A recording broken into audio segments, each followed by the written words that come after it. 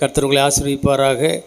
இந்த நாளிலே நான் ஒரு செய்தி உங்களுக்கு முன்பாக கொண்டு வந்திருக்கிறேன்.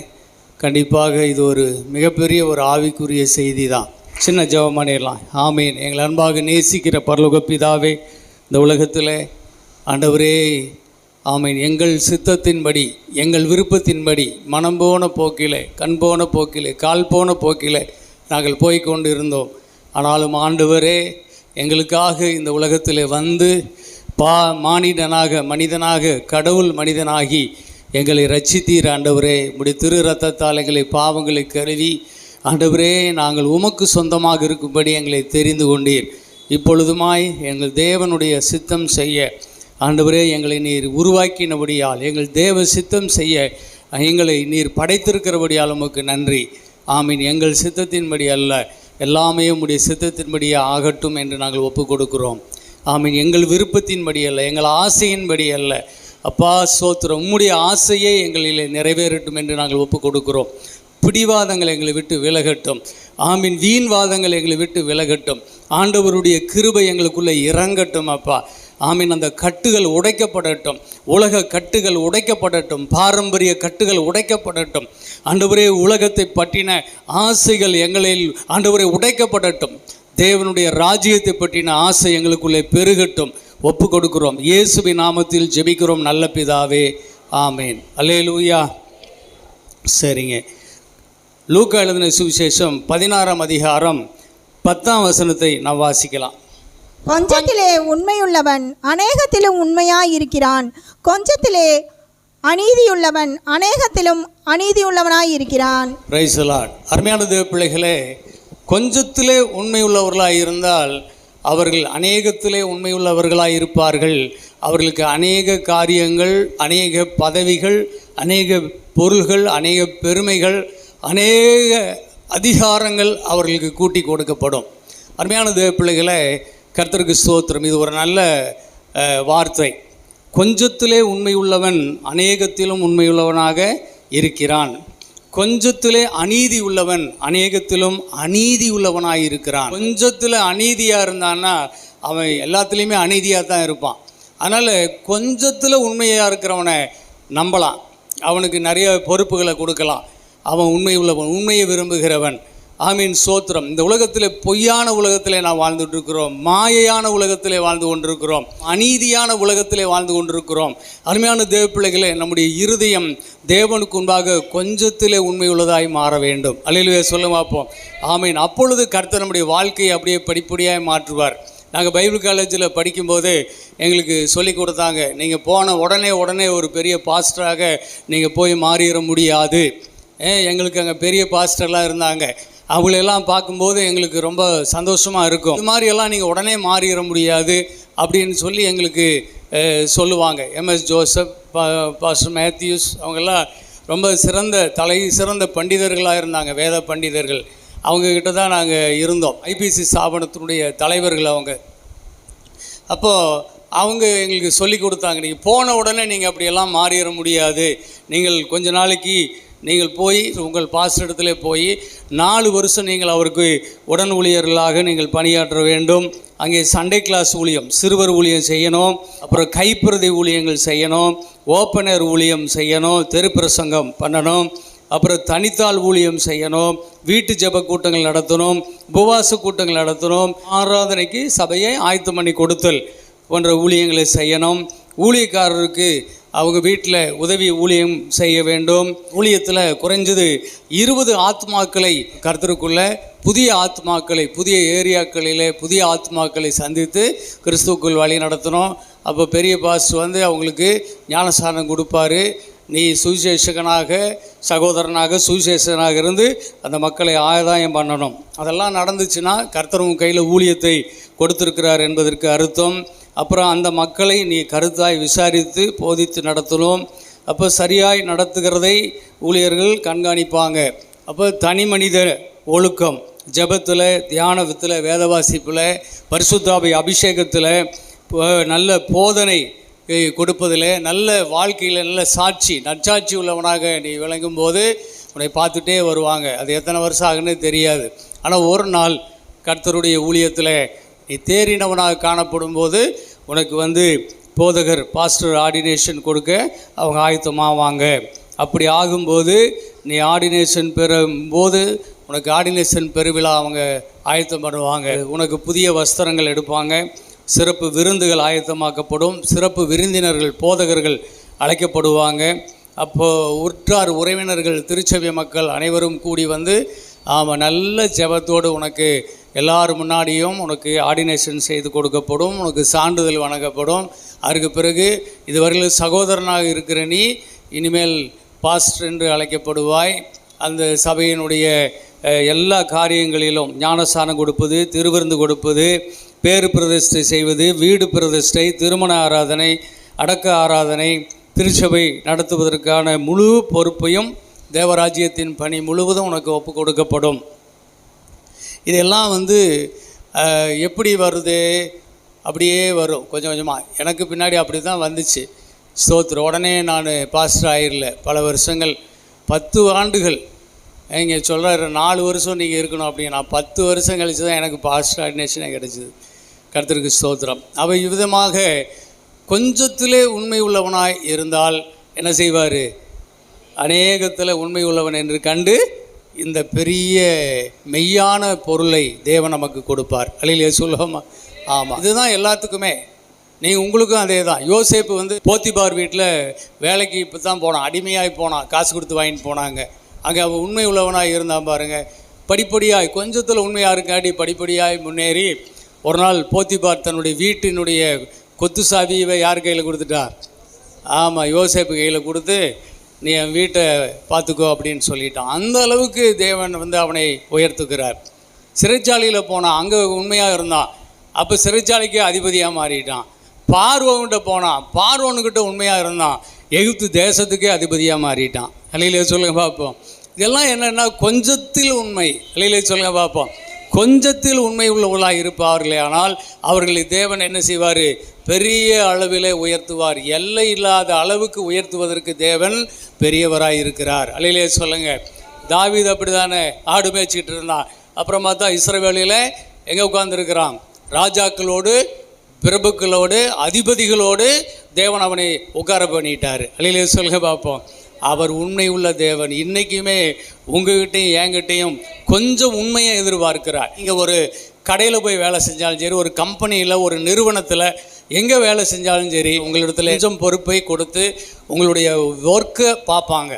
நீங்கள் உண்மையாக இருந்தால், காசு பணத்தில் உண்மையாக இருந்தால், கொடுக்கப்பட்ட வேலையில் உண்மையாக இருந்தால் அந்த எஜமான் உங்களை பார்த்துட்டே இருப்பாங்க. படிப்படியாக உங்களை உயர்த்துவாங்க. அல்லேலூயா சொல்லுவோமா? ஆமாம். அதே மாதிரி தான் ஒரு வக்கீல் படித்து முடித்த உடனே கோட்டு போட்டு போயிட முடியாது. அவர் ஒரு ஜூனியராக இருந்து அவர் பணியாற்றி கொஞ்சம் கொஞ்சமாக அவர் ப்ராக்டிஸ் பண்ணி மேலே வருவார். அதே மாதிரி தான் ஒரு டாக்டருக்கு படிக்கிறவங்க 5 வருஷம் முடித்தாலும் உடனே டாக்டராக வர முடியாது. அவங்க ஹவுஸ் சர்ஜனாக இருந்து அவங்க ஒரு டாக்டருக்கு கீழே பணியாற்றி மெல்ல மெல்ல உயர்ந்து அப்புறம் என்ன செய்வாங்க? பெரிய டாக்டராக உட்காந்துக்குவாங்க. அல்லேலூயா சொல்லுவோமா? இப்படி சொல்லிக்கிட்டே போகலாம். ஆனால் ஸ்தோத்திரம், இந்த விஷயத்துக்காகத்தான் இந்த வார்த்தையை பயன்படுத்தி கொண்டிருந்தார்கள். மறுபடியும் படி அந்த வசனத்தை. கொஞ்சத்திலே உண்மையுள்ளவன் அநேகத்திலும் உண்மையுள்ளவனாய் இருக்கிறான். கொஞ்சத்திலே அநீதியுள்ளவன் அநேகத்திலும் அநீதியுள்ளவனாய் இருக்கிறான். சரி, இந்த வசனத்தை சொல்லிட்டு இருந்த விஷயங்களுக்கு தான் பயன்படுத்திட்டு இருந்தாங்க. ஆனால் உண்மையாகவே தேவன் இதுக்கு தான் அந்த வசனத்தை சொன்னாரா அப்படின்னா கண்டிப்பாக இதுக்கு சொல்லலை. அதுக்கு மேல் வசனத்தையும் அதுக்கு கீழ் வசனத்தையும் சேர்த்து அப்படி ஒரு 3 வசனமாக படிங்க பார்ப்போம். நான் உங்களுக்கு சொல்லுகிறேன், நீங்கள் மாளும்போது உங்களை நித்தியமான வீடுகளிலே ஏற்றுக்கொள்வார் உண்டாகும்படி அநீதியான உலகப் பொருளால் உங்களுக்கு சிநேகிதரை சம்பாதியுங்கள். கொஞ்சத்திலே உண்மையுள்ளவன் அநேகத்திலும் உண்மையுள்ளவனாய் இருக்கிறான். கொஞ்சத்திலே அநீதியுள்ளவன் அநேகத்திலும் அநீதியுள்ளவனாய் இருக்கிறான்.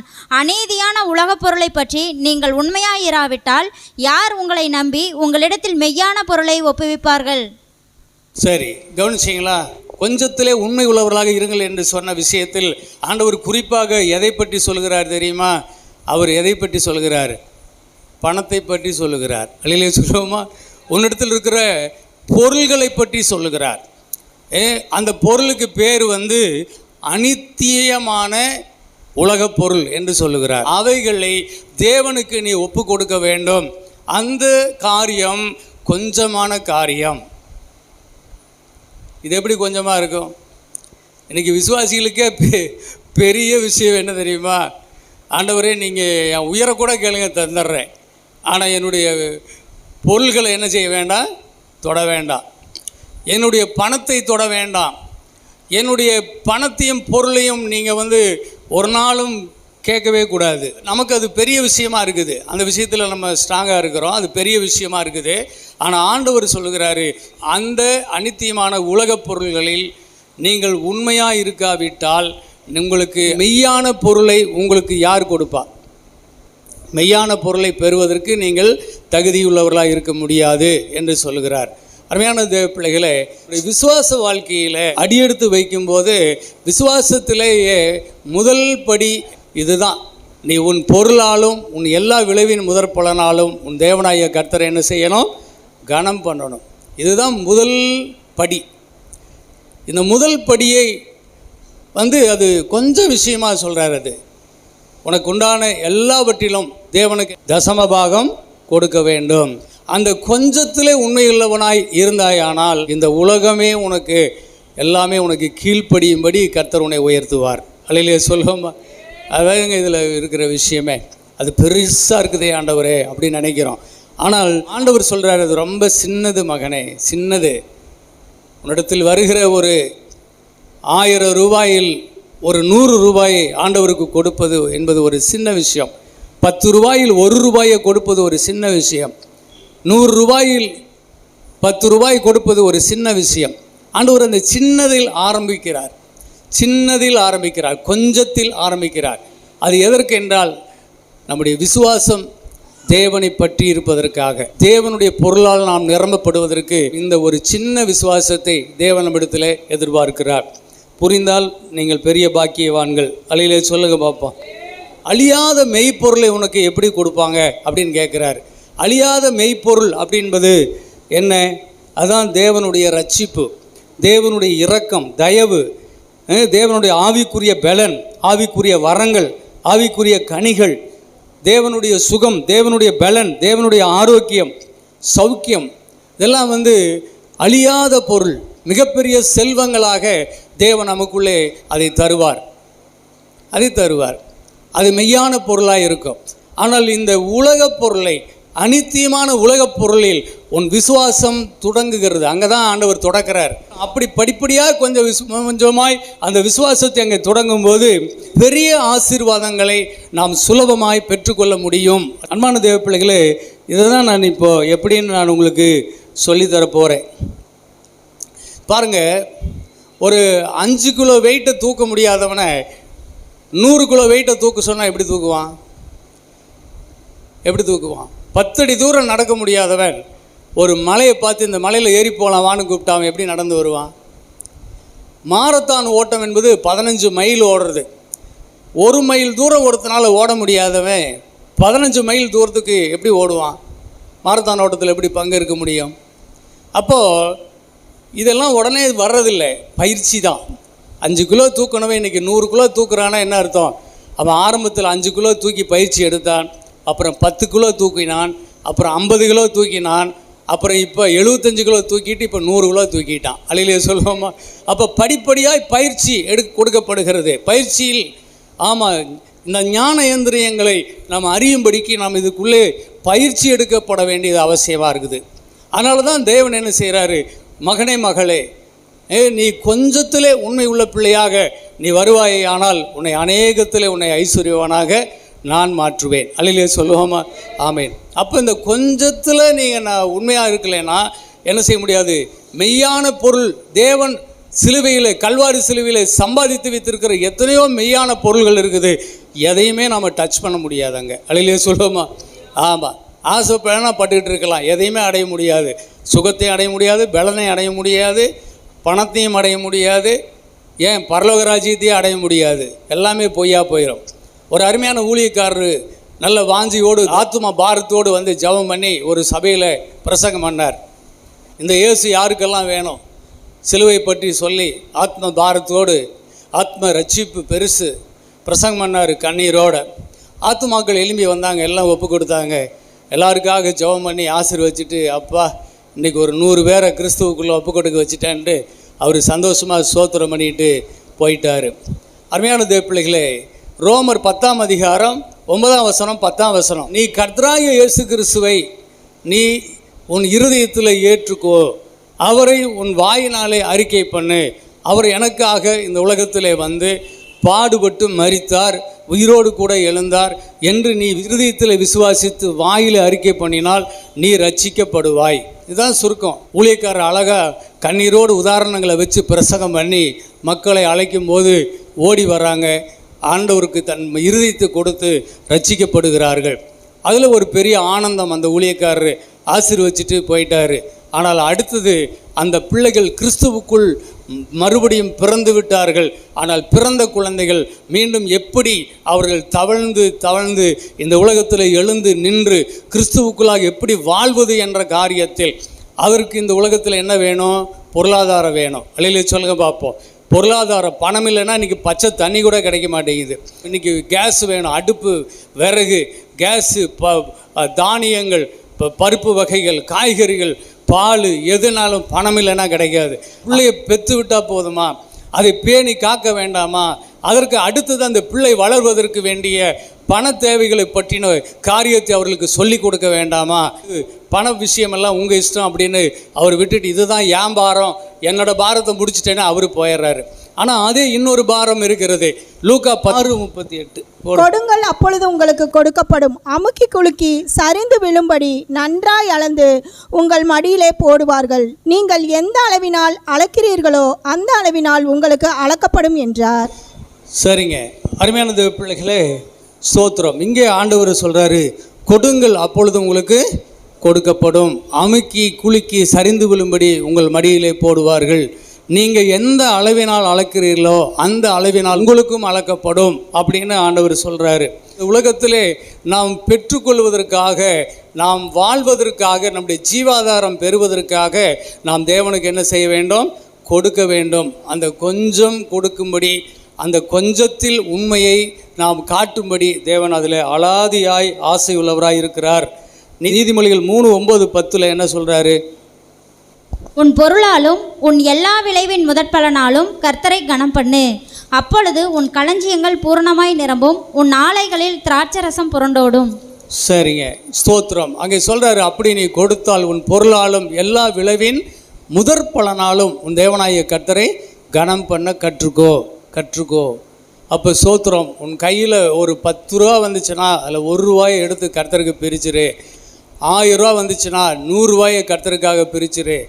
எங்கள் பாஸ்டர் சொல்லி தருவார், முதல் தரமானது 10 100 ரூபாய் இருந்துச்சுன்னா அதில் அழுக்கு நோட்டாக எடுக்கக்கூடாது, நல்ல செலவை நோட்டாக பளிச்சுன்னு இருக்கிற மாதிரி முதல் தரமானதை, சுத்தமான நோட்டை எடுத்து ஆண்டவருக்கு அப்படியே அதை, ஆண்டவரே இது ரொம்ப நல்லா இருக்குது, இந்த 10 நோட்டில் இது முதல் தரமாக இருக்கிறது என்று அப்படி பிரித்து எடுத்து காட்டுவார். அந்த மாதிரி கடவுளுக்கு எடுத்து கொடுக்க வேண்டும். ஏனென்றால் துதிக்கும் கனத்துக்கும் மகிமைக்கும் அவர்தான் பாத்திரராக இருக்கிறார். அவர்தான் அவர் தான். எப்போவுமே பாருங்கள், ஒரு அதிகாலையில் நீங்கள் எழும்பும் போது முதல்ல கையெடுத்து கர்த்தருக்கு ஸ்தோத்திரம் பண்ணணும். அல்லேலூயா சொல்லுங்க பார்ப்போம். ஆமாம், அந்த ரூமில் அவர் எங்கே இருக்கிறார், ஏது இருக்கிறார் அதெல்லாம் கிடையாது.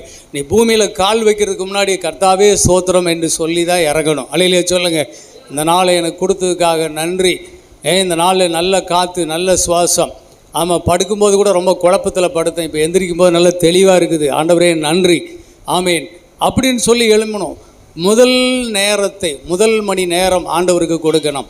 ஆமாம், அதே மாதிரி நம்முடைய சம்பாதிக்கிற எல்லாவற்றிலும் முதல் பணத்தை கர்த்தருக்கு கொடுக்கணும். கர்ப்பம் திறந்து பிறக்கிற ஒவ்வொரு குழந்தையிலும் முதல் குழந்தை கர்த்தருக்கு.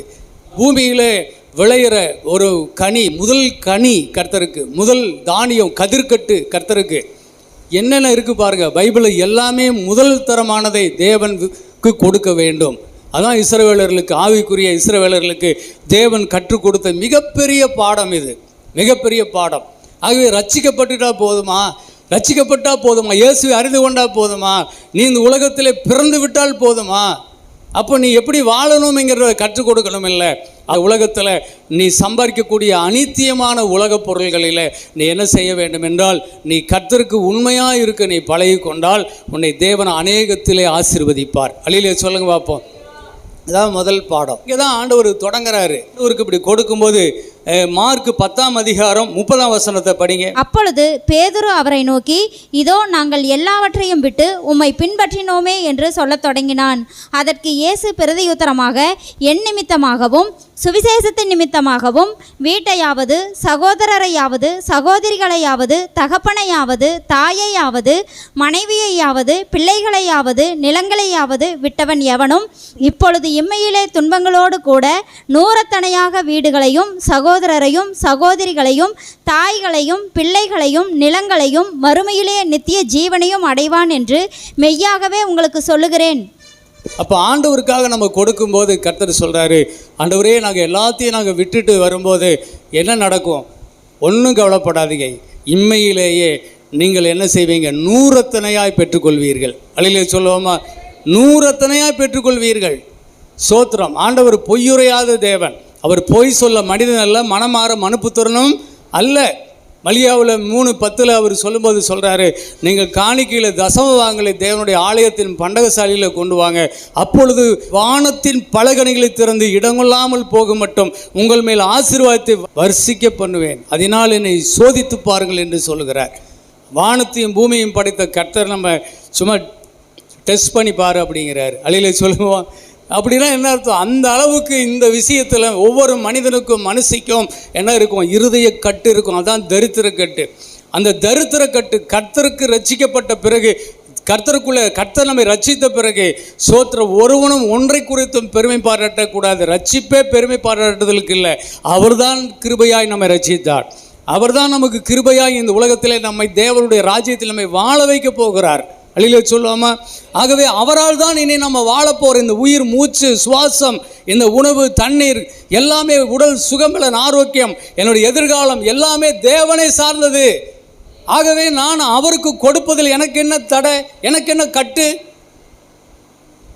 ஒட்டைக்கணும். அழியிலே சோத்திரம். அழியிலே சொல்லுங்க பார்ப்போம். ஆமீன். விடுவிக்கப்பட்டவர்களாய் நாம் தேவனுக்குண்டாக நம்ம வாழும்போது தேவன் எல்லாவற்றிலும் நம்மை ஆசீர்வதித்து உயர்த்துவதை நாம் பார்க்க முடியும். அன்பான தேவ பிள்ளைகளே, ஒரு ஊழியக்காரர் ஆசீர்வதிக்கப்பட்ட, ஆசீர்வாத அபிஷேகம் பண்ணப்பட்ட, அதாவது ஆசீர்வாதத்தை பற்றி நல்ல விடுதலையாக பேசக்கூடிய ஒரு நல்ல ஊழியர். அவர் ஒரு சபைக்கு அழைக்கப்பட்டிருந்தார். அந்த சபையில் இருக்கிற மக்களை பார்த்தார், அந்த ஊழியக்காரரை பார்த்தார்.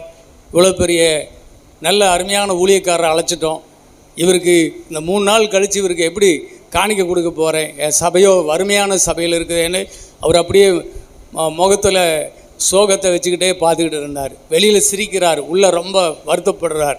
சபை மக்களை பார்த்தாலும் எல்லாம் வறுமைப்பட்ட மக்கள். சபையில் இருக்கிற மக்களுக்குள்ளே அநேகருக்குள்ளே வியாதிகள், வேதனைகள் நிறைய நிறைஞ்சிருக்குது. அப்போ இவர் நின்னோன்னு ஆவியில் ரொம்ப டிஸ்டர்ப் ஆகுது. அப்போ ஆண்டவருக்குள்ளே அவர் நிதானிச்சுட்டு தேவ வார்த்தையை பெற்றுக்கொள்கிறார். இந்த மக்களுக்கு என்னை ஆதாரமாய் கொண்டு வாழ்வதை பற்றி சொல்லிக் கொடு அப்படின்னு சொல்லி ஆண்டவர் சொல்கிறார். அப்போ பொருளாதாரத்தில் தேவனை சார்ந்து கொள்வது எப்படி என்று, தேவனுடைய பொருளாதாரத்தை, தேவராஜ்யத்தில் தேவனுடைய மகிமை ஐஸ்வர்யத்தை பெறுவது எப்படி என்று அவர்களுக்கு சொல்லி கொடுக்கிறார். சொல்லி கொடுத்துட்டு இப்போ ஆண்டவருக்குள்ள ஒரு சின்ன ஒரு பயிற்சி, உங்களிடத்தில் இருக்கிற முதல் தரமான காணிக்கை எடுங்க, கர்த்தருக்காக மனப்பூர்வமாக கொடுங்க, கட்டாயமாக இல்லை, விசனமாக இல்லை, மனப்பூர்வமாக இப்பொழுது கொடுப்போம் அப்படின்னு ஒரு பாட்டு பாடி ஆரம்பித்து விட்டார். ஒரு காணிக்கை வந்துச்சு, அதை சேகரித்தார். அப்போது சுவிசேஷம் சொல்லுவார், இயேசு சிலுவை, பாடு, ரத்தம், அபிஷேகத்தை பற்றி ஏதாவது பேசுவாருன்னா இவர் எடுத்த உடனே காணிக்கையில் பூந்துட்டார் அப்படின்னு எல்லாருமே பார்த்தாங்க. ஊழியக்காரரும் வரைக்க பார்த்துட்டு இருந்தார். அப்போ சோத்திரம், காணிக்கை சேர்ந்துச்சு. கர்த்தர்கிட்ட ஜெபம் பண்ணார். ஜெபம் பண்ணிட்டு அந்த பாஸ்டரை கூப்பிட்டு, ஐயா இந்த பணத்தை நீங்கள் உங்கள் ஊழியத்துக்காக வைத்து கொள்ளுங்கள் அப்படின்னு சொல்லி கொடுத்தார். அல்லையிலே சொல்லுவோமா? ஆமீன். அவர் அதை பெற்றுக்கொண்டு அவருக்கு அவ்வளோ பெரிய சந்தோஷம். அவ்வளோ பெரிய காணிக்கை அவர் சர்ச்சில் அவரே பார்த்ததில்லை. அந்த மாதிரி ஒரு காணிக்கை வந்துருச்சு. சந்தோஷப்பட்டார். அப்போ சோத்திரம், ஆண்டவர் இந்த ஊழியக்காரர் மனசில் மறுபடியும் பேசுகிறார். இந்த மக்கள் என்னை பொருளாதாரத்தில் என்னை சார்ந்து கொள்ளும்படி போதித்தாயில்லை, இப்போ அவங்களுடைய சுகத்துக்காக ஜெபம் பண்ண அப்படின்னார். அப்போ சோத்திரம், இந்த கொஞ்சம் விசுவாசம் அவர்களுக்குள்ளே வந்துச்சுல்ல, இந்த கொஞ்சம் விசுவாசம் இப்பொழுது பெரிய விசுவாசமாய் மாறப்போகுது பாரு அப்படின்னு கர்த்தர் அவர்களுக்காக சுகத்துக்காக ஜெபம் பண்ணும்போது அற்புதங்கள் பயங்கரமாக நடக்குது.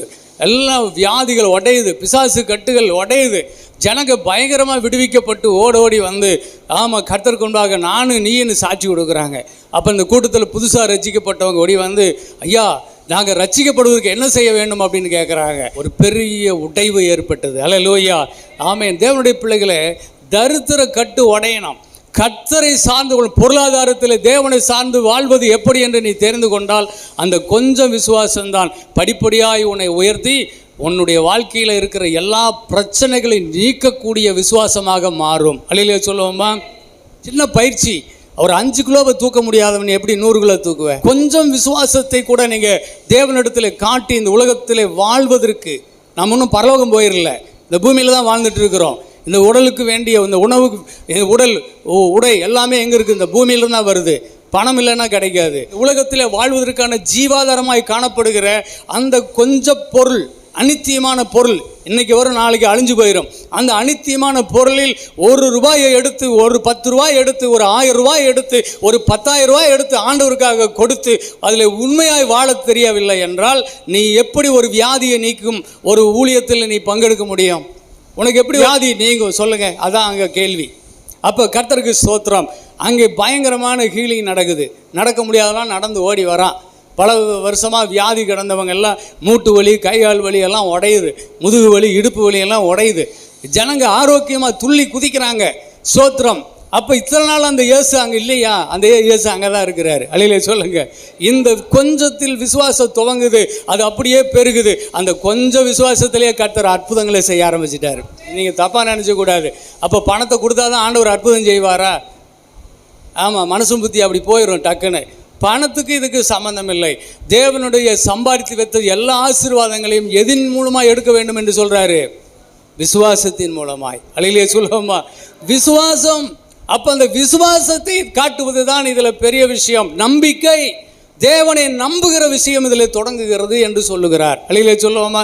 நீ வாழ்வதற்குரிய நம்பிக்கை என்னும் ஒரு காரியத்தை தேவன் இந்த விஷயத்தில் தான் கொடுக்கிறாரு. தேவனுக்கு நான் கொடுத்தால் தேவன் எனக்கு திருப்பி கொடுப்பார். கொடுத்துட்டு போகிறதில்லை. அப்படியே பைய திறந்து அப்படியே பலன்னு கொட்டிட்டு போகிறாமல்ல ஊர் பெருவே மக்களே பாருங்கள் கொடுத்துட்டேன் அப்படின்னு அப்படியே இல்லை. நீ கொடுப்பது, உண்மையாய் கொடுப்பது, உள்ளத்தின் ஆழத்திலிருந்து கொடுப்பது, தேவனுக்கென்று கொடுப்பது. நீ கொடுத்தால் என்ன செய்யப்படும்? அதை பல மடங்கு தேவன் உனக்கு திருப்பி கொடுக்கிறார். அல்லேலூயா சொல்லாமல் பல மடங்கு அதை திருப்பி கொடுக்கும் தேவன். அதை நம்பி கொடுக்க வேண்டும்.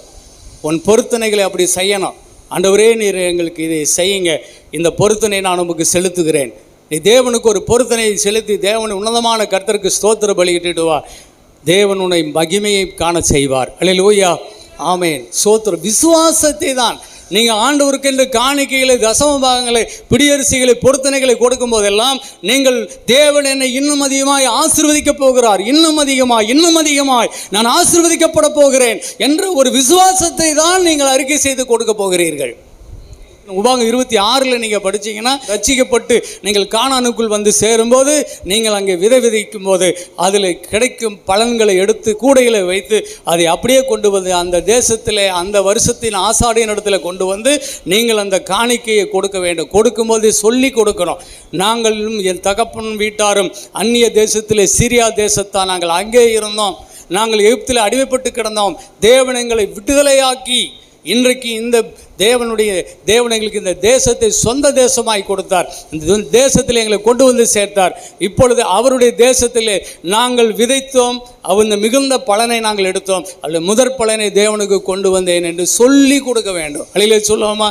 சொல்லி கொடுக்க வேண்டும். அதுதான் முதல் பலன். எப்போவுமே அது விதை. முதற் பலனா என்ன அர்த்தம்? எந்த ஒரு விவசாயியும் என்ன செய்வாங்க? தங்களுடைய விவசாய நிலத்தில் விவசாயம் செய்து முடித்த உடனே அதில் முதல் பலனை எடுத்து விதைக்காக வைப்பான். அல்லேலூயா சொல்லுங்க பார்ப்போம். விதைக்காக, அடுத்த போகத்தின் வளர்ச்சிக்காக என்ன செய்வாங்க? விதை நெல், விதை தானியம் எடுத்து வைப்பாங்க. எல்லாத்தையும் எடுத்து வைக்க மாட்டேன். முதல்ல எடுக்கணும். ஒரு மூட்டையை பிரித்து எடுத்து வைக்கணும். சோத்திரம். மீது எல்லாம் செலவு பண்ணலாம். 50, 60, 100 மூட்டை கூட செலவு பண்ணலாம். ஆனால் அந்த ஒரு மூட்டை இருக்குல்ல, அதுதான் நீ அடுத்த பசி ஆறுவதற்கான பலன். அல்லேலூயா சொல்லுமா? அடுத்தது நீயும் உன் பிள்ளைகளும் இன்னும் மூட்டையாக சம்பாதிச்சு வாழ்வதற்கு அந்த ஒரு மூட்டை தான் உங்களுக்கு பயன்பெற போகிறது. அந்த ஒரு மூட்டை தான் பயன்பட போகிறது. அந்த ஒரு மூட்டையை செலவழிச்சிட்டிங்கன்னா என்ன செய்யாது? உங்களுடைய நிலத்துக்கு அடுத்த போகம் விவசாயத்துக்கு விதை நெல் இல்லை, விதையே இல்லை, விதை நெல் இல்லை. அப்புறம் எங்கே போய் உங்களுக்கு அடுத்த போகத்துக்கு பசி தான், பட்டினி தான், சாக வேண்டியது தான். புத்திசாலித்தனமாக இருக்கணும். எப்பொழுதுமே விதைக்கிற ஒரு விவசாயி தன்னுடைய விவசாயத்தில் முதல் பலனை எடுத்து அடுத்த போகத்துக்கு என்ன செய்கிறான்? விதை நெல்லாக வைக்கிறான். அதுபோல தான் நம்முடைய தேவனாகிய கர்த்தரை நம் ஆதாரமாய் கொள்ளும்போது நம்முடைய எல்லாவற்றிலும் அனித்தியமான உலகப் பொருள்களில் தேவனுக்கு நாம் முதலிடம் கொடுக்கும்போது, தேவனுக்கு அதை செலுத்தும் போது அது நமக்கு விதையாக தேவனுக்கு கொடுக்கிறோம். ஒரு விதை பல மடங்கு நமக்கு திருப்பி ஆசீர்வாதமாக வந்து சேரும். அல்லேலூயா, ஸ்தோத்திரம். அவ்வளோதான், போட்டுட்டு போ. இந்த பாஸ்டர் ஏழை, இவர் எங்கே தரப்போகிறாரு? இந்த கடவுளே ஏழை, இவர் எங்கே தரப்போகிறாரு? கடவுளை எவன் பார்த்தான் அப்படின்னு சொல்லிட்டு அவ்வளோதான், ஒன்றும் வராது அப்படின்னு சொல்லிட்டு போகிறவங்கெல்லாம் இருக்கிறாங்க. அப்படியெல்லாம் இருக்கக்கூடாது. நீ விசுவாசித்தால் தேவ மகிமையை காண்பாய். உன் விசுவாசம் திருப்பி தேவன் எனக்கு தருவார். அல்லேலூயா. ஈசாக்கு விதைத்தான், அதை எத்தனை மடங்கு கொடுத்தாரு? 100 மடங்கு பலன் கொடுத்தார். அவன் வர வர விருத்தி அடைந்து மகா பெரிய ஐஸ்வர்யவான ஆனான் என்று எழுதியிருக்கிறது. நம்பிக்கை இருந்தால் கூட, இல்லைன்னா வச்சுக்கோ நீயே. சோத்திரம். இதுதான் உன் வாழ்க்கையை உயர்த்துகிறதற்கான ஆசீர்வாதமான தேவ செய்தி. அருமையான தேவ பிள்ளைகளே, கர்த்தருக்கு சோத்திரம். இதை நல்லா புரிஞ்சுக்கொள்ளுங்க. அப்போ சோத்திரம். ஒரு காரியத்தை வச்சு தான் இன்றைக்கி அடிக்கடி மக்கள் இடறுகிற ஒரு விஷயம் இருக்குது. அது என்னன்னு சொன்னால், மார்க் எடுத்துக்கங்க. மார்க்லேயே அதை படிச்சிடலாம். அதாவது அது 2-3 புஸ்தகத்தில் இருக்குது. ஆனால் இதில் மார்க்கில் இருக்கிறத நாம் இன்றைக்கி எடுத்துக்கலாம். மார்க்கு 10ஆம் அதிகாரம் 17ஆம் வசனம் 18ஆம் வசனம் படிங்க. பின்பு அவர் புறப்பட்டு வழியிலே போகையில் ஒருவன் ஓடி வந்து அவருக்கு முன்பாக முழங்கால் படியிட்டு, நல்ல போதகரே, நித்திய ஜீவனை சுகந்தரித்து கொள்ளும்படி நான் என்ன செய்ய வேண்டும் என்று கேட்டான். அதற்கு இயேசு, நீ என்னை நல்லவன் என்று சொல்வானேன்? தேவன் ஒருவனை தவிர நல்லவன் ஒருவனும் இல்லையே. இந்த அதிகாரத்தில் இருந்து, இந்த சம்பவத்தில் இருந்து இன்றைக்கி ஒரு விஷயத்தை உங்களுக்கு நான் சொல்கிறேன். நல்லா புரிஞ்சுக்க. இதெல்லாம் கொஞ்சம் கருகலான விஷயம். அப்படியே படிச்சுட்டு அப்படியே போயிடுறாங்க. இதில் தான் நிறைய கிறிஸ்தவ சமுதாயம் இடறி அப்படியே இடுக்கில் சிக்கிட்டு கிடக்குது, வெளியில் வர முடியல. ஏனென்றால் ஐஸ்வர்யவான் பரலோக ராஜ்யத்திற்கு போகவே முடியாது. ஐஸ்வர்யவான் பரலோக ராஜ்யத்தில் பிரவேசிப்பதை காட்டிலும் ஒட்டகமானது தன்னுடைய ஊசியில் கூட நுழைஞ்சிரும். ஆனால் ஐஸ்வர்யவான் எங்கே போக மாட்டான், போகவே முடியாதுன்னு திட்டமாய் சொல்லியிருக்கிறார். இதை வச்சு தான் என்ன செய்கிறாங்க? மண்டையிலிருந்து ஆண்டவருக்கு கொடுத்து என்ன, கொடுக்காம போனால் என்ன அப்படிங்கிற மாதிரி என்ன வந்துடுச்சு மனசில். இவர் கொடுத்து தான் என்ன பண்ணுறது அப்படின்ற மாதிரி. ஆனால் இதில் கொடுத்தாதான் ஆசீர்வாதம் என்பதை தேவன் திட்டமாய் தெளிவுபடுத்தியிருக்கிறார். அதுக்காகத்தான் நான் இதை சொல்கிறேன். முதலாவது அவர் சொல்கிறாரு, அந்த ஒரு மனுஷன், அவன் ஒரு தலைவன் ஐஸ்வர்யவான் ஓடி வந்து அவரை பணிந்து கொண்டு அவருக்கு முன்பாக முழங்கால் படியிட்டு, நல்ல போதகரே, நித்திய ஜீவனை அடைவதற்கு நான் என்ன செய்ய வேண்டும் என்று கேட்டான். நல்ல கேள்விதான். அவனுடைய பணிவு பாருங்கள். அவன் பெரிய மனுஷன், ஒரு பெரிய தலைவன். ஆனால் அவன் ஓடி வந்து என்ன கேட்குறான்? ஆண்டவர்கிட்ட பாதத்தில் எத்தனை பேர் அங்கே கூடி நிற்கிறாங்க. அவங்க முன்னாடி அவன் பாதத்தில் மண்டிட்டு, இயேசு பாதத்தில் மண்டிட்டு அவரை பணிஞ்சு குனிஞ்சு கேட்குறான், நல்ல போதகரே அப்படின்னு சொல்கிறான். நல்ல விஷயமா இல்லைங்களா? ஜனங்கள்லாம் பார்த்து, அடேங்கப்பா, எவ்வளோ பெரிய பணிவு, எவ்வளோ பெரிய மனுஷன், இன்றைக்கி இவ்வளோ பெரிய தாழ்மையை கொடுக்குறானே, அது போதகரே, நல்ல போதகரே என்று சொல்கிறானே. ஆண்டவருக்கு அது ரொம்ப பெருமையாக தான் இருந்திருக்கும். ஆனால் ஆண்டவர் அதை ரசிக்கலை, ஆண்டவர் அதை ஏற்றுக்கலை. ஏனென்றால் மனிதன் முகத்தை பார்க்கிறான், தேவனோ இருதயத்தை பார்க்கிறார். அவர் உடனே சொன்னார், என்னை நல்லவன் ஏன் சொல்கிற? தேவன் ஒருவரை தவிர நல்லவன் ஒருவனும் இல்லை. அப்படின்னா இதை வச்சு உடனே இதை வச்சு ஒரு கிரிட்டிசைஸ் நான் பார்த்தேன். நான் அப்போ இயேசுவே சொல்லிட்டாரு, என்னை ஏன் நல்லவன் சொல்கிற? தேவன் ஒருவரை தவிர நல்லவன் ஒருவனும் இல்லை. அப்படின்னா இயேசு நல்லவர் இல்லை. யூடியூப்பில் ஓடுது, அப்படியே நிறைய பேர் போடுறாங்க. அப்போ இயேசு நல்லவர் இல்லை, நல்லவர் இல்லை, பாருங்கள் அவரே சொல்லிட்டாரு, என்னையே நல்லவன்னு சொல்கிறேன்ட்டார். பொய். அருமையான தேவ பிள்ளைகளை, புரிந்து கொள்ளாத தன்மை. இவன் புரிஞ்சுக்கல, இவனை உணர்த்துறதுக்காகத்தான் கர்த்தராங்க சொல்கிறாரு, நீ என்னை மனுஷனாய் பார்க்கிறாய். அன்றைக்கி நிறைய பேர் இயேசுவை தீர்க்கதரிசியாக பார்த்தாங்க, நல்ல மனுஷனாக பார்த்தாங்க, நல்ல போதகராக பார்த்தாங்க. ஆனால் அவர் உண்மையாகவே அவர் தேவனாய் இருந்தார். தேவன் ஒருவர் தான் நல்லவர் அப்படின்னு சொன்னால் என்ன அர்த்தம்? மனுஷனே நீ என்னை தேவனாக பாருன்னு அர்த்தம். அவருக்கு முன்னாடி நிற்கிறவர் தேவன் என்பது அவனுக்கு தெரியல. அதான் விஷயம். 1 தீமோத்தேயு 3:16 இப்படி வாசிக்கிறோம், மாமிசத்தில் வெளிப்பட்ட இயேசு கிறிஸ்துவே மெய்யான தேவனாய் இருக்கிறார். அன்றியும் தேவ பக்திக்குரிய ரகசியமானது யாவரும் ஒப்புக்கொள்ளுகிறபடியே மகா மேன்மையுள்ளது. தேவன் மாம்சத்திலே வெளிப்பட்டார், ஆவியிலே நீதியுள்ளவர் என்று விளங்கப்பட்டார். பார்த்தீங்களா? தேவ பக்திக்குரிய ரகசியம் என்ன சொல்லுதுங்க? அவர் மாம்சத்தில் இயேசுவாக ஒரு மனித ரூபத்தில் நம்ம மாதிரி கண்ணுக்கு காது மூக்கு மூலியம் வச்சு வந்திருந்தாலும் அவர் யார் என்று சொல்லப்படுகிறது? மாம்சத்தில் வெளிப்பட்ட தேவன். இல்லையில சொல்ல பார்ப்போம். கடவுள் மனிதனானார். அது எத்தனையோ பேருக்கு இன்றைக்கி அந்த விஷயம்லாம் தெரியாது. ஆனால் சோத்திரம் என்ன பண்ணுவாங்க? ஆமாம், எல்லா சாமிகளையும் வச்சு ஏசாமி ஒன்று கூட வச்சுருப்பாங்க. செத்துப்போன எல்லா கருப்புசாமி, குப்புசாமி, முனுசாமியோட ஏசுசாமியும் சேர்த்து வச்சுட்ருப்பாங்க. இவர் தானே மனுஷனாக வந்து செத்து போனார், இவரும் சாமி அப்படின்னு வைப்பாங்க. அப்படி இல்லை, இயேசு கிறிஸ்து 1 யோவான் 5:20 சொல்லுது, இவரே மெய்யான தேவனும் நித்திய ஜீவனுமாய் இருக்கிறார். யோவான் 5:23 சொல்லுது, குமாரனை கனம் பண்ணாதவன் அவரை அனுப்பின பிதாவையும் கனம் பண்ணாதவனாய் இருக்கிறான். குமாரனை கனம் பண்ணுகிறவன் அவரை அனுப்பின பிதாவையும் கனம் பண்ணுகிறான். நான் என்னால் என் சுயமாய் நான் வரவில்லை, என்னை அனுப்பினவர் தேவன், நானும் பிதாவும் ஒன்றாயிருக்கிறோம். அப்படின்னா நீ என்ன தேவனா? நீ உன்னை தேவனுக்கு சமமாக்குகிறாயா? ஆமாம். அல்லையிலே சொல்லுங்க பார்ப்போம். ஆமாம். ஒரு மனுஷன் அப்படி சொல்ல முடியாது. இயேசு தான் அப்படி சொன்னார். ஆமாம். அவர் சிலுவையில் அறந்தது கூட அது ஒரு மிகப்பெரிய காரணம். இவர் தன்னை தேவனுடைய குமாரன் என்று சொல்லுகிறான் அப்படின்னு சொன்னாங்க. நீ அப்படி சொல்கிறியா அப்படின்னு கேட்ட பொழுது அவர் மறுக்கவே இல்லை. நீ சொல்லுகிறபடி தான் என்று அந்த ஜட்ஜு பிலாத்து முன்னாடி இயேசு சொன்னார். அல்லையிலே சொல்லுவோமா? அப்போ இயேசுவை நாம் எப்படி காண வேண்டும் என்றால், ஒரு சாதாரண மனுஷனாக பார்த்து நல்ல போதகரே அப்படிங்கிறது இல்லை. நல்ல போதகரே, நல்ல தீர்க்கதரிசியே, நல்ல ஊழியக்காரரே, நல்ல ராஜாவே அப்படி சொல்கிறது இல்லை. அவர் தேவன், வானத்தையும் பூமியையும் படைத்த சர்வ வல்லமையுள்ள தேவன், என்னையும் உன்னையும் படைத்த தேவன், நம்மேல் கருசனை உள்ள கர்த்தர் தேவனானார். அதை பார்க்கணும். அப்போ அதனால தான் சொல்கிறாரு, மனுஷ குமாரனுக்கு செய்யும் எந்த தப்பிதங்களும் அவனுக்கு என்ன செய்யப்படும்? மன்னிக்கப்படும். ஆனால் பரிசுத்தாவிக்கு விரோதமாய் செய்யும் பாவங்கள் என்ன செய்யாது? மன்னிக்கப்படாது. அப்படின்னா என்ன அர்த்தம்?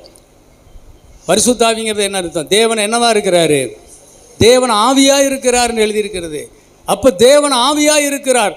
தேவனுடைய ஆவியானவருக்கு, ஆவியாக இருக்கிற தேவனுக்கு விரோதமாய் எவன் பாவம் செய்தாலும் அந்த பாவம் இம்மையிலும் மன்னிக்கப்படாது, மறுமையிலும் மன்னிக்கப்படாது. ஆனால் சோத்திரம், மனுஷகுமாரன் என்று எண்ணி ஒருத்தன் பாவம் செஞ்சால் அது கூட மன்னிக்கப்பட்டுரும். நல்ல போதகரே, நல்ல தீர்க்கதரிசியே, அதெல்லாம் கூட அவருக்கு அடிக்கிறாங்க, உதைக்கிறாங்க, அவரை தூக்கி சிலுவையில் அடிக்கிறாங்க. அதனால தான் பிதாவே இவர்களை மன்னியும்னு ஒத்த வார்த்தையில் விட்டுட்டார். ஏன்னா இவர்கள் என்னத்தினால செய்கிறாங்க? அறியாமையினாலே செய்கிறார்கள். ஆனால் அதே சமயத்தில் தேவன் என்று அறிந்து செய்தால், அறிந்து செய்கிறவனுக்கு அநேக அடிகள், அறியாமல் செய்கிறவனுக்கு கொஞ்சம் அடின்னு அதான் சொல்லியிருக்கு.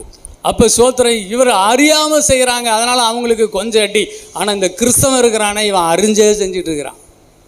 எத்தனை பிரசங்க கேட்குறான், கொஞ்சத்தில் உண்மை உள்ளோட இருறான்னா என்னது இல்லை, கேட்குறது இல்லை. என் கஷ்டம் எனக்கு, உனக்கு என்ன தெரியும் அப்படின்னு போயிட்டே இருக்கிறான். அதனால தான் என்னென்னா, இங்கே தேவன் ஒருவரே நல்லவர், நீ தேவனுக்கு கீழ்ப்படி என்று சொல்லுகிறார். அப்போ நான் நித்திய ஜீவனை அடைவதற்கு என்ன செய்ய வேண்டும்? அந்த கேள்விக்கு அவர் சொன்னார், நீ கற்பனைகளை கைக்கொள். நான் தான் கைக்கொள்கிறேனே. களவு செய்யாதே, கொலை செய்யாதே, விபச்சாரம் செய்யாதே, அப்பா அம்மாவை கனம் பண்ணு, கட்டளைகளை கைக்கொள்கிறேனே சொல்கிறான். அவனை உத்து பார்க்குறாரு ஆண்டவர். பரிதாபமாக இருக்கிற அவனை பார்த்தா. ஏனென்றால் இயேசுவுக்கு எல்லாமே தெரியும். அல்லையிலே சொல்லுவோம்மா?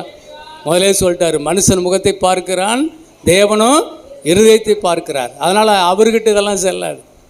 ரோமர் 3:10 நீங்கள் பார்த்தீங்கன்னா, நியாயப்பிரமாணத்தை மீறாதவன் ஒரு மனுஷனும் இல்லை, எல்லாரும் பாவம் செய்து ஏகமாக கெட்டு போனவர்கள், நன்மை செய்கிற ஒருவனும் இல்லை, ஒருவனாயிலும் இல்லை, எல்லாரும் வழிதப்பி போனவர்கள். நீ கற்பனைகளை கை கொள்றன்னு சொல்லி யார்கிட்ட சொல்லிட்டு இருக்கிற? மனுஷன் நினச்சி சொல்லிட்டு இருக்கிற. டே, நீ சொல்கிறது தேவன்கிட்டடா. அல்லேலூயா, தேவன்கிட்ட சொல்லிகிட்டு இருக்கிற. அப்போ கூட அவர் என்ன செய்கிறார்? அவனிடத்தில் மிகுந்த அன்பு கூர்ந்து மகனே, உன்னிடத்தில் ஒரு குறை உண்டு, அதை சுட்டி காட்டுகிறார். நியாயப்பிரமாணத்தை பொறுத்த வரையிலும் அங்கே ஒரு பிரமாணத்தை மீறினாலே மொத்தம் 10லேயும் ஃபெயிலு. அல்லையிலே சொல்லுவோமா? ஆமாம், யாக்கோபு புஸ்தகத்தில் வாசிக்கிறோம், நியாயப்பிரமாண புஸ்தகத்தில் 10 கட்டளையில் ஒரு கட்டளை மீறினாவே அவன் 10 கட்டளையும் மீறினதுக்கு சமானம். நியாயப்பிரமாணத்தை மீறுகிறது பாவம், நியாயப்பிரமாணத்தை மீறுகிறவன் மரண தண்டனைக்குரியவன். போச்சா? முடிஞ்சு போச்சு. ஆண்டவர் சொல்வார், உங்களிடத்தில் ஒரு குறை உண்டு. என்ன ஆண்டவர் அப்படின்னு கேட்கும்போது ஆண்டவர் சொல்கிறாரு, உன்னிடத்தில் ஒரு குறை உண்டு, நீ போய் உனக்கு உண்டானவைகளை விற்று தரித்திரருக்கு கொடு, அப்பொழுது பரலோகத்திலே உனக்கு பொக்கிஷங்கள் உண்டாயிருக்கும், பின்பு சிலுவை எடுத்துக்கொண்டு என்னை பின்பற்றி வா. அன்பு கூர்ந்து அவனுக்கு சொல்கிறாரு, நான் எல்லா கற்பனையும் அப்படியே துல்லியமாக நிறைவேற்றுகிற மனுஷன் ஆண்டவரே அப்படின்னு அவன் தன்னை காட்டிக்கிட்டு முழங்கால் படிக்கிட்டு ஆண்டவருக்கு முன்னாடி நின்றுட்டு இருக்கிறான். ஆனால் ஆண்டவர் அவன்கிட்ட அன்பு கூர்ந்து சொல்கிறாரு, நீ ஒரு கற்பனையில் கூட நீ பாஸ் ஆகலை, அதுக்கு ஒரே ஒரு காரணத்தை சொல்கிறேன் கேளு அப்படின்ட்டு, நீ போய் உனக்கு உள்ளதையெல்லாம் விட்டு தரித்திரக்கூடு அப்படின்னு சொன்னார். சொன்ன உடனே அதை கேட்டு விட்டு சரிங்க ஆண்டவரேன்னு சொல்ல முடியல. 22ஆம் வசனத்தில் அவன் மிகுந்த ஆஸ்தி உள்ளவனாக இருந்தபடியால் அவன் இந்த வார்த்தைகளை கேட்டு மனம் மடிந்து துக்கத்துடனே போய்விட்டான். மனம் மடிந்து துக்கத்துடனே போய்விட்டான். அந்த வார்த்தை அவனுக்குள்ளே ஏற்றுக்கொள்ள முடியவில்லை. அருமையான தேவ பிள்ளைகளே, நீங்கள் கூட சொல்லலாம், பின்ன ஏசு அப்படி சொல்லலாமா? அவன் எவ்வளோ கஷ்டப்பட்டு சம்பாதிச்சிருப்பான், அதை கொண்டு போய் விற்று தரித்திரக்கூடன்னு இவர் ஒரு வார்த்தையில் சொல்லிட்டாரு. எவன் கொடுப்பான்? எவன் கொடுப்பான்? இதெல்லாம் முடியுமா? அவன் போனது கரெக்டு தானங்க அப்படின்னு நீங்கள் கூட சொல்லுவீங்க. அருமையான தேவ பிள்ளைகளே, இயேசு ஏன் அப்படி சொன்னார் அப்படின்னு சொன்னால், யாத்திராகமம் 20:3-6 வரையிலும், என்னையன்றி உனக்கு வேறே தேவர்கள் உண்டாயிருக்க வேண்டாம், மேலே வானத்திலும் கீழே பூமியிலும் பூமியின் கீழ் தண்ணீரிலும் உண்டாயிருக்கிறவைகளுக்கு ஒப்பான ஒரு சொரூபத்தை ஆகிலும் யாதொரு விக்கிரகத்தை ஆகிலும் நீ உனக்கு உண்டாக்க வேண்டாம், நீ அவைகளை நமஸ்கரிக்கவும் சேவிக்கவும் வேண்டாம். உன் தேவனாகிய கர்த்தராயிருக்கிற நான் எரிச்சலுள்ள தேவனாயிருந்து என்னை பகைக்கிறவர்களை குறித்து பிதாக்களுடைய அக்கிரமத்தின் பிள்ளைகளிடத்தில் 3ஆம் 4ஆம் தலைமுறை மட்டும் விசாரிக்கிறவராயிருக்கிறேன். அதனால் அங்கே தெளிவாக சொல்கிறாரு, நான் இருக்க வேண்டிய இடத்துல நான் தான் இருப்பேன். ஒவ்வொருடைய மனுஷனுடைய மனசிலும் எங்கே இருக்கணும்னு விரும்புகிறாரு? தேவன் முதன்மையானவராய் இருப்பார். என்னை அன்றி உனக்கு வேறு தேவர்களோ உனக்கு உண்டாயிருக்க வேண்டாம். மேலே வானத்திலும் கீழே பூமியிலும் பூமியின் கீழ் தண்ணீரிலும் எனக்கு ஒப்பாக யாதொரு சொரூபத்தை கூட வைக்கக்கூடாது, யாதொரு சித்திரத்தை கூட வைக்கக்கூடாது, யாதொரு ரூபத்தையும் நீ வைத்து நீ வணங்கக்கூடாது. நானே கர்த்தர், என்னை தவிர வேறே தேவன் இல்லை என்று கர்த்தர் சொன்னார். அவனுடைய உள்ளத்தில், அவருடைய மனம் என்னும் சிங்காசனத்தில் தேவன் இல்லை. அதுதான் அங்கே ஆண்டவருக்குரிய பெரிய வேதனை.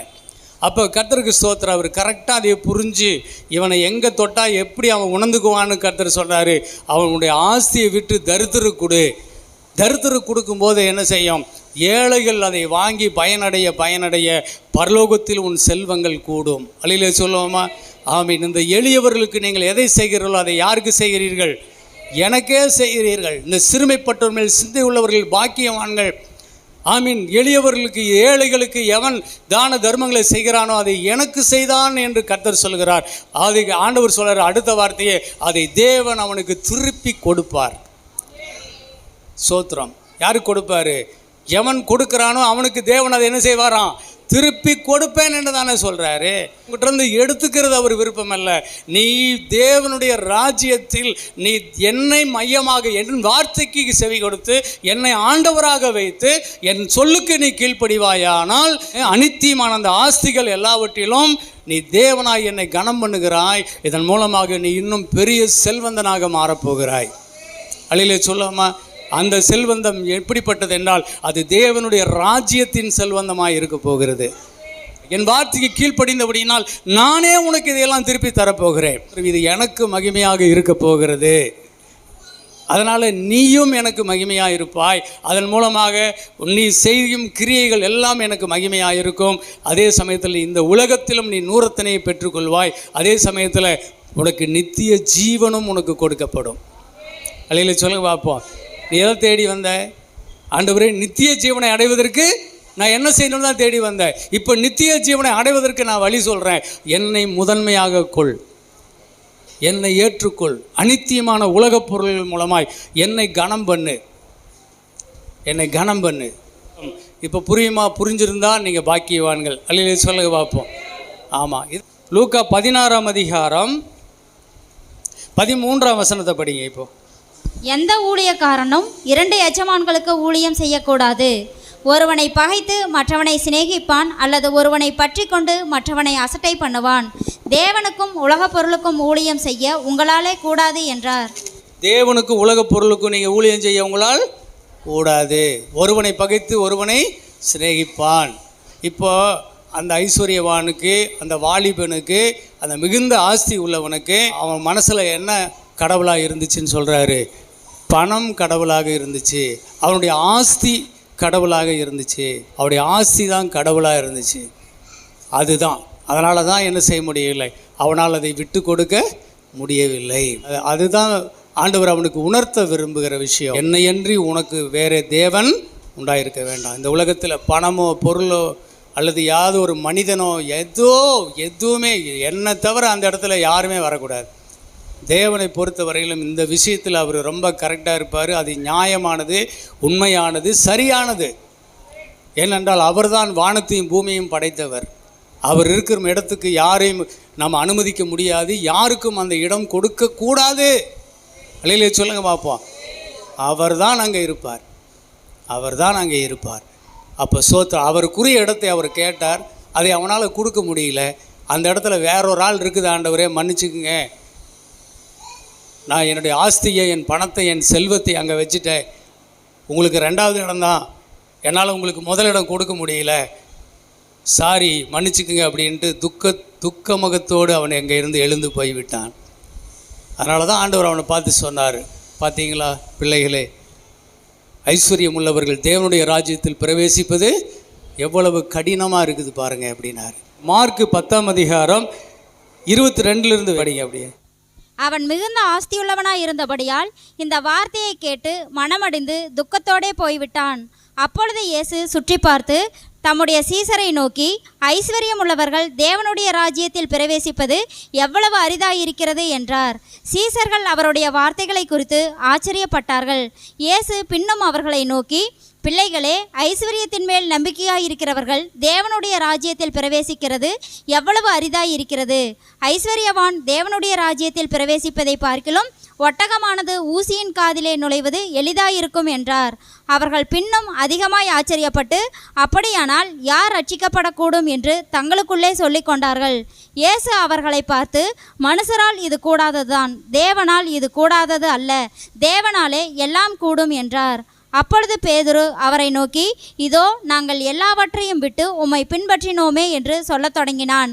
அதற்கு இயேசு பிரதியுத்தரமாக, என் நிமித்தமாகவும் சுவிசேஷத்தின் நிமித்தமாகவும் வீட்டையாவது சகோதரரையாவது சகோதரிகளையாவது தகப்பனையாவது தாயையாவது மனைவியையாவது பிள்ளைகளையாவது நிலங்களையாவது விட்டவன் எவனும் இப்பொழுது இம்மையிலே துன்பங்களோடு கூட நூறத்தனியாக வீடுகளையும் சகோதரரையும் சகோதரிகளையும் தாய்களையும் பிள்ளைகளையும் நிலங்களையும் மறுமையிலே நித்திய ஜீவனையும் அடைவான் என்று மெய்யாகவே உங்களுக்கு சொல்லுகிறேன். சொல்லிடுங்க பார்ப்போம். அப்போ எவ்வளவு தெளிவான ஒரு விளக்கம் இப்போ நீங்கள் இதில் புரிஞ்சிருப்பீங்க. ஆண்டவருக்கு அவன் அதை கொடுக்க மனதாக இருந்திருந்தால் அவன் கேட்ட கேள்விக்கு பதில் நித்திய ஜீவன் அவனுக்கு கிடைத்திருக்கும். அல்லையிலே சொல்லுவோமா? இப்போ அவனால் முடியல, அவன் அதை விற்று கொடுக்க முடியல. அதனால் என்ன செய்யிட்டான்? துக்கமுகமாய் போனான். அவன் பணமே அவனுக்கு ஆண்டவராய் என்று ஏற்றுக்கொண்டு போய்விட்டான். அது நிமித்தம் என்ன நடந்துச்சுன்னா, அவன் மிகப்பெரிய மெய்யான செல்வம், மெய்ப்பொருளாகிய பரலோகம், அந்த நித்திய ஜீவன் என்கின்ற ராஜ்யத்தை அவன் இழந்து விட்டான். அதனால தான் சொல்கிறார், அநீதியான உலகப் பொருள்களையும் உண்மையாயிராவிட்டால் உங்களை நம்பி யார் உங்களுக்காக மெய்ப்பொருளை கொடுப்பார்கள்? மெய்யான பொருளை யார் உங்களுக்கு தர முடியும் அப்படின்னு கேட்குறாரு. 2 எஜமானுக்கு யார் ஊழியம் செய்ய முடியும்? ஒருவனை பகைத்து ஒருவனை சிநேகிக்க. தேவனுக்கும் உலகப் பொருளுக்கும் நீங்கள் ஊழியம் செய்ய முடியாது. நீங்கள் ஊழியம் செய்வது ஒரே ஒருவருக்கு தான் இருக்கணும், அது தேவனுக்கு மட்டும்தான் இருக்கணும். தேவனுக்கு மட்டும் ஊழியம் செய்கிறவர்கள் இது மேலே அவங்களுடைய மனசு பிடிப்பு இருக்காது. அதிலே அவர்கள் தளர்ந்திருப்பார்கள். தேவனுக்குள்ளே வார்த்தையை பிடித்து வாழ்வார்கள். அல்லேலூயா. தேவனுக்காக எதையும் செய்ய மனம் உள்ளவர்களாக அவர்கள் ஜீவிக்க முடியும். அருமையான தேவ பிள்ளைகளே, இது மனுஷரால் கூடாது, ஆனால் தேவனால் கூடும். எப்பேற்பட்ட ஐஸ்வர்யவானையும் அவர் மண்டியிட செய்ய அவரால் முடியும். அல்லேலூயா. சொல்லுமா, அது ஏன் பொறுப்பு விட்டுரு அப்படின்ட்டாரு. நீங்கள் புரிந்து கொள்ளுங்கள் என்று சொன்னார். சரி, அப்போ நாங்கள்லாம் விட்டுட்டு வந்திருக்கோமே, எங்களுக்கு என்ன கிடைக்கும்? உங்களுக்கு எல்லாமே இம்மையிலே நூறத்தனையாய் கிடைக்கும். ஆமாம், லூக்காவில் சொல்லும்போது உங்களுக்கு அதிகமாக இம்மையில் நீங்கள் கொடுத்த எல்லாவற்றுக்கும் அதிகமாக நீங்கள் பெற்றுக்கொள்வீங்க அப்படின்னு சொன்னார். பெற்றுக்கிட்டு அடுத்தது மகிமையில் நீங்கள் நித்திய ஜீவனையும் பெற்றுக்கொள்வீர்கள். ஆண்டவர் நல்லா தான் போதிக்கிறார் பாருங்க. அவர்கிட்ட எந்த குறையுமே இல்லை, எந்த குறையுமே இல்லை. இதே ஐஸ்வர்யவான் எல்லார்கிட்டையும் அதே மாதிரி கேட்குறாரா? இல்லை, இவங்கிட்ட தான் அப்படி கேட்டார். ஏனென்றால் இவன் தான் என்ன பண்ணியிருக்கிறான்?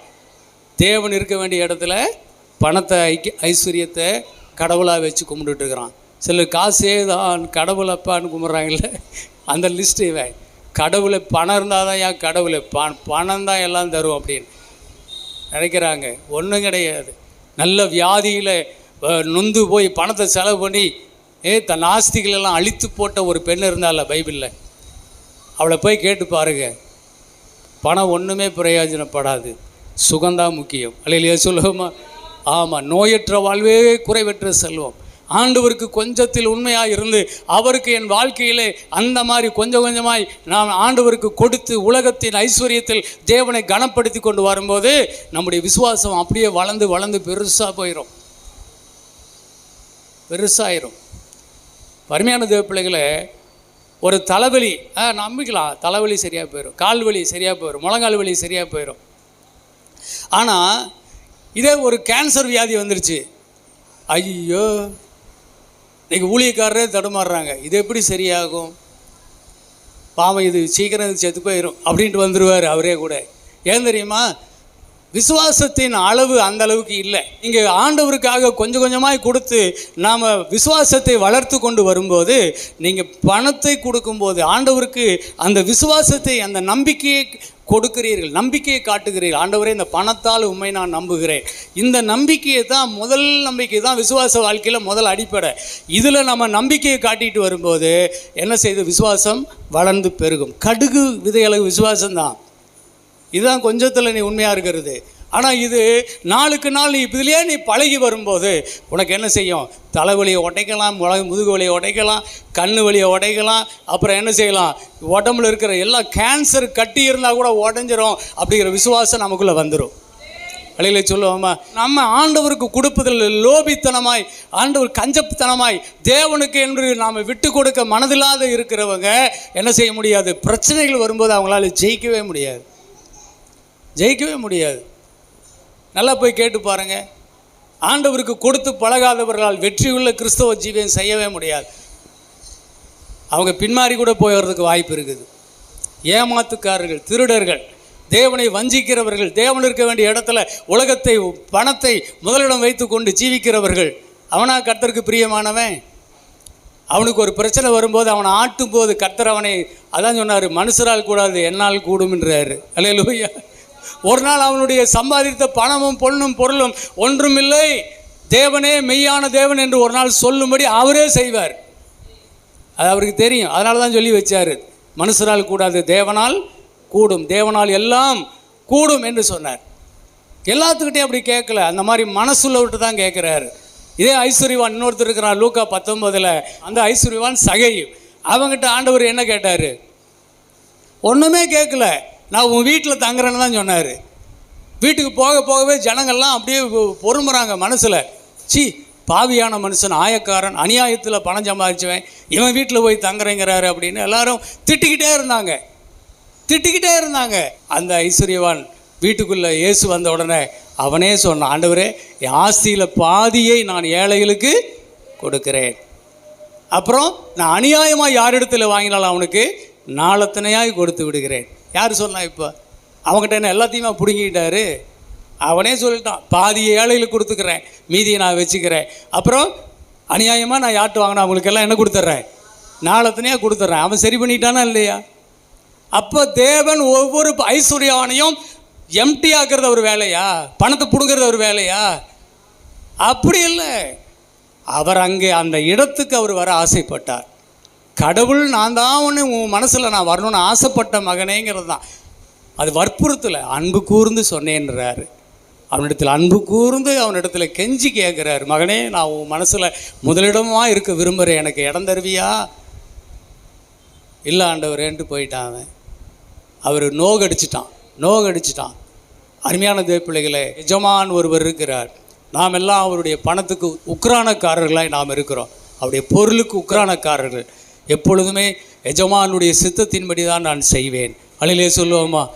லூக்கா 16ஆம் அதிகாரம் 9, 10, 11, 13 வரைக்கும் படிங்க. அப்படி நான் உங்களுக்கு சொல்லுகிறேன், நீங்கள் மாளும்போது உங்களை நித்தியமான வீடுகளிலே ஏற்றுக்கொள்வார் உண்டாகும்படி அநீதியான உலகப் பொருளால் உங்களுக்கு சிநேகிதரை சம்பாதியுங்கள். கொஞ்சத்திலே உண்மையுள்ளவன் அநேகத்திலும் உண்மையுள்ளவனாயிருக்கிறான். கொஞ்சத்திலே அநீதியுள்ளவன் அநேகத்திலும் அநீதியுள்ளவனாயிருக்கிறான். அநீதியான உலகப் பொருளை பற்றி நீங்கள் உண்மையாயிராவிட்டால் யார் உங்களை நம்பி உங்களிடத்தில் மெய்யான பொருளை ஒப்புவிப்பார்கள்? நித்தியமான வீடுகளில் உங்களை ஏற்றுக்கொள்வார் உண்டாகும்படி அனித்தியமான உலகப் பொருளினால் தேவனை மகிமைப்படுத்துங்கள். அருமையான தேவ பிள்ளைகளை, உலகப் பொருள்கள் ஒருத்தரை சந்தோஷப்படுத்துச்சுன்னா மகிழ்ச்சி தான்.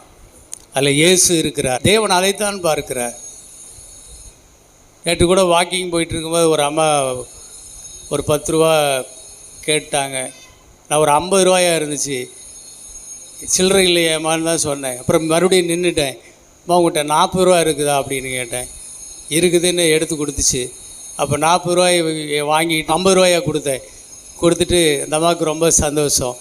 ஸ்தோத்திரம், இயேசு உன்னை நேசிக்கிறார் அப்படின்னு சொல்லிட்டு, அதே சிரிப்புலேயே இயேசு உன்னை நேசிக்கிறார் அப்படின்னு சொல்லிட்டு நான் மாட்டுக்கு வந்துட்டேன். எனக்கும் பெரிய சந்தோஷம். அல்லேலூயா சொல்லுவோமா? ஆமாம். அழிஞ்சு போகிற உலக பொருள்னால ஆத்துமாக்களை என்ன செய்யுங்க? ஆதாயம் பண்ணுங்கள். எவ்வளோ மகிழ்ச்சியாக இருக்குது பாருங்கள். அதனால தான் ஆண்டவர் சொல்கிறாரு, கொஞ்சத்தில் உண்மையாரு. சின்ன சின்ன விஷயந்தான் உன்னை தேடி வரும். கர்த்தருக்கு கொடுப்பது, ஏழைகளுக்கு கொடுப்பது, உன் ஆஸ்திகளிலே ஆண்டவருக்கு மகிமையாய் ஊழியம் செய்வது, அது தேவன் நம்மிடத்தில் எதிர்பார்க்கிறார். அதில் அந்த காரியத்தில் பணத்துக்கு தேவனை நான் நம்புகிறோம் என்பதை காட்டுகிறோம்.